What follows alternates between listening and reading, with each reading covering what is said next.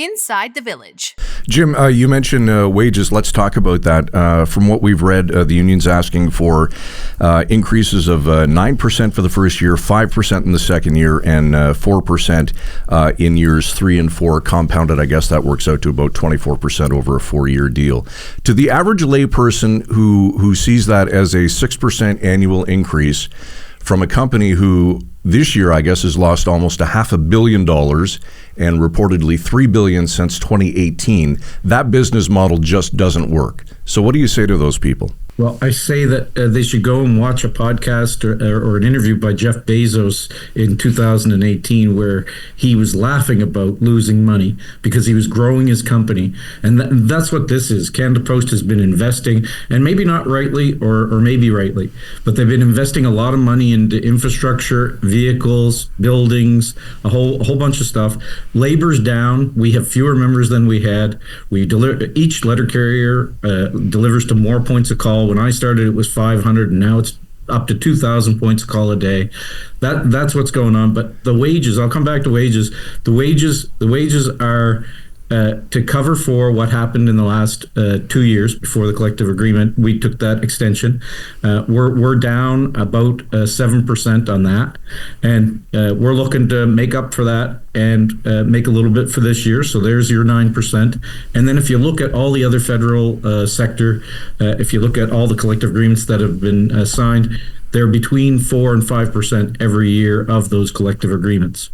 Amazon is a great example. I guess the fundamental difference is with Amazon, I'm getting deliveries at night and on weekends. Is that something that you and your membership are prepared to do? It's been in the collective agreement since 2003 that they can deliver on the weekends. They just don't like the way that it's in the collective agreement. They're trying to make it so people don't get credit for the parcels or hourly or how it is. They just want to load your truck up and say, come back when you're done. I want to just stick to this, this train we're on. We had a guest on last week, Jim. He's the CEO of the Canadian Federation of Independent Business. And they've said, I'm sure you've seen, they put out releases and statements saying that the ongoing strike has already cost small and medium-sized businesses at least $765 million. So Dan Kelly was a guest on our show last week, and he said something I'd like to play for you, if that's okay, and I'd like to hear your thoughts on it. I understand why a union has to push for higher wages for their workers. That's effectively their job. The thing, though, that the Canada Post workers and its union need to be considerate of is the fact that we are very, very quickly going to run out of rope for the corporation to continue to exist. It is losing hundreds of millions of dollars a year. Every time there is a reform suggested by Canada Post Corporation to try to cut costs, like reducing the days of delivery or super mailboxes or whatever it happens to be, the federal government intervenes and says, nope, you got to keep doing it exactly the way we've been doing it since 1901. You can't change that at all. And then we wonder why the Postal Corporation is losing just tons of money. If the government were to do that to a private courier, they would cease to exist in Canada. We have massively unfunded pension liabilities, post-retirement benefits for workers that are unfunded, and wage rates that are way, way, way higher than private sector norms. You can't keep doing this. So we need to allow the Postal Corporation to make some changes to get its cost profile in place if we want this to last.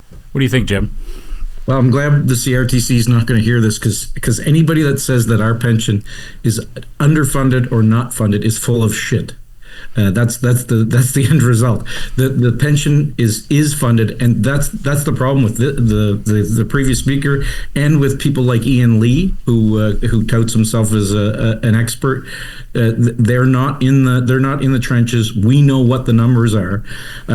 The Canada Post posted a $748 million loss last year on paper, and somebody should be looking at how many trucks by how much, $50,000 to $100,000 a vehicle, all those things. That's what needs to happen.